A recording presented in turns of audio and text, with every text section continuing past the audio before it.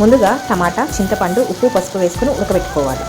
ఉడుకుతున్న టమాటాల్లోకి ఈ మునక్కాయలు వేసుకుందాం. మునక్కాయలు తీసుకొని ఒత్తుకొని చూసుకోవాలండి. ఉడికినట్లయితే మునక్కాయలు తీసుకొని పక్కన పెట్టుకోండి. ఇలా మునక్కాయలు వేరొక గిన్నెలో పెట్టుకోవాలి. ఇలా మరిగితే ఆఫ్ చేసుకోండి. రసానికి కావాల్సినవి ధనియాలు, జీలకర్ర, మిరియాలు వేసుకొని కచ్చాపచ్చాగా దంచుకోవాలి. ఇప్పుడు రసం పెట్టే గిన్నె పెట్టుకొని నూనె వేసుకోవాలి. దాంట్లో కొంచెం మెంతులు, మనం దంచుకున్న పౌడర్ కూడా వేసుకుందాం. దీంట్లోనే కచ్చాపచ్చగా దంచుకున్న వెల్లుల్లిపాయలు వేసుకుందాం.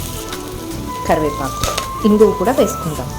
ఇవన్నీ బాగా ఫ్రై అయిన తర్వాత ముందుగా టమాటాలు, చింతపండు ఉడకబెట్టుకున్న నీళ్ళు పోసుకోవాలి. చింతపండు, టమాటాని పిసుక్కొని వేసుకోవాలండి. దాని తర్వాత మనం ఉడకబెట్టుకున్న మునక్కాయలు కూడా ఇందులోనే వేసుకుంటే ఇవి కూడా మగ్గి ఆ రసంలోకి ఫ్లేవర్ దిగుతుంది. రసం మరుగుతున్నప్పుడు లాస్ట్లో కొత్తిమీర వేసుకోండి. రసం మరుగుతున్నప్పుడు ఆఫ్ చేసేసుకోవాలండి. ఈ మునక్కాయ రసంలో చాలా ఫ్లేవర్స్ ఉంటాయి.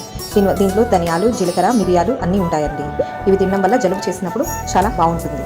మీకు కూడా నచ్చితే చేసుకోండి.